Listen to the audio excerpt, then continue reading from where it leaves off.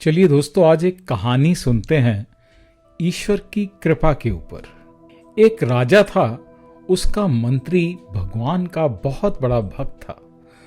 कोई भी बात होती तो यही कहता, भगवान की बड़ी कृपा हो गई। एक दिन राजा के बेटे की मृत्यु हो गई।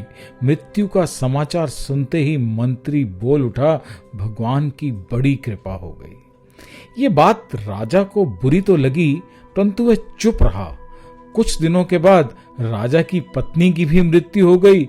मंत्री ने कहा, भगवान की बड़ी कृपा हो गई। राजा को गुस्सा आया, पर उसने गुस्सा पी लिया और कुछ भी नहीं बोला। एक दिन राजा के पास एक नई तलवार बनकर आई और राजा उस तलवार की धार को देखने लगा तो धार बहुत तेज होने के कारण उसकी एकदम उंगली कट गई। मंत्री फिर से यूं ही पास में खड़ा था और बोला फिर से कि भगवान की बड़ी कृपा हो गई। अब राजा के भीतर जो गुस्सा इतने दिन से जमा था वो पूरा ही बाहर निकला और उसने तुरंत मंत्री को राज्य से बाहर निकल जाने का आदेश दिया और कहा कि मेरे राज्य में अन्न जल ग्रहण मत करना।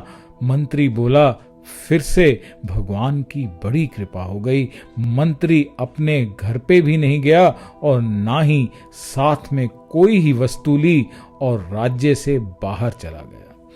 कुछ दिन बीत गए और एक बार राजा अपने साथियों के साथ शिकार खेलने के लिए जंगल में गया।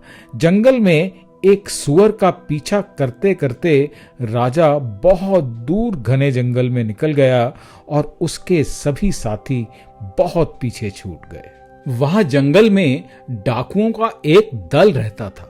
उस दिन डाकुओं ने काली देवी को एक मनुष्य की बलि देने का विचार किया हुआ था। संयोग से डाकुओं ने राजा को देख लिया और उन्होंने राजा को पकड़कर बांध दिया।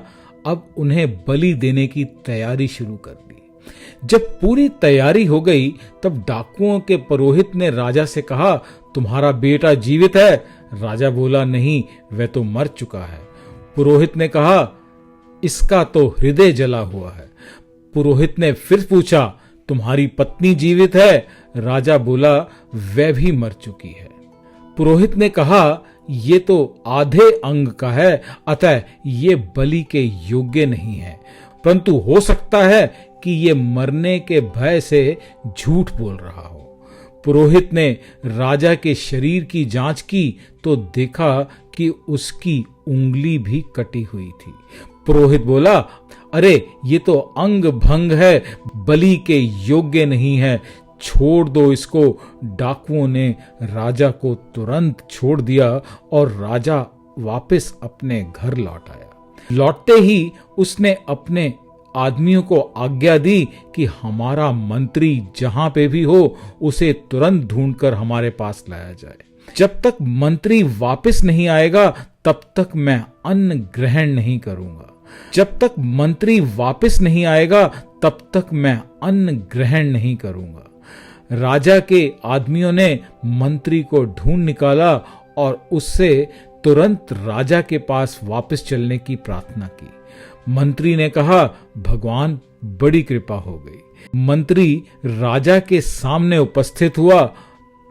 राजा ने बड़े आदर पूर्वक मंत्री को बिठाया और अपनी भूल पर पश्चाताप करते हुए जंगल वाली घटना सुनाकर कहा, पहले मैं तुम्हारी बात को नहीं समझा था, अब समझ में आया कि भगवान की कृपा मेरे पर बहुत ज्यादा थी। भगवान की कृपा से अगर मेरी उंगली आज नहीं कटी होती तो शायद आज मैं जिंदा नहीं होता या मेरा गला कट चुका होता। परंतु जब मैंने तुम्हें राज्य से निकाल दिया तब भी तुमने यही कहा कि भगवान की बड़ी कृपा हो गई। तो ये कृपा क्या थी, ये अभी भी मेरी समझ में नहीं आया। मंत्री बोला, महाराज आप शिकार करने गए, आपके साथ मैं भी जंगल में बहुत दूर निकल जाता, क्योंकि मेरा घोड़ा आपके घोड़े से कम तेज नहीं है। डाकू लोग आपके साथ मेरे को भी पकड़ लेते, आप तो उंगली कटी होने के कारण बच गए, परंतु मेरा तो उस दिन गला ही कट जाता। इसलिए भगवान की कृपा से मैं आपके साथ नहीं था, राज्य से बाहर था और मरने से मैं बच गया। अब मैं पुनः अपनी जगह पर वापस आ गया हूं। ये भी भगवान की असीम कृपा है। हरे कृष्णा।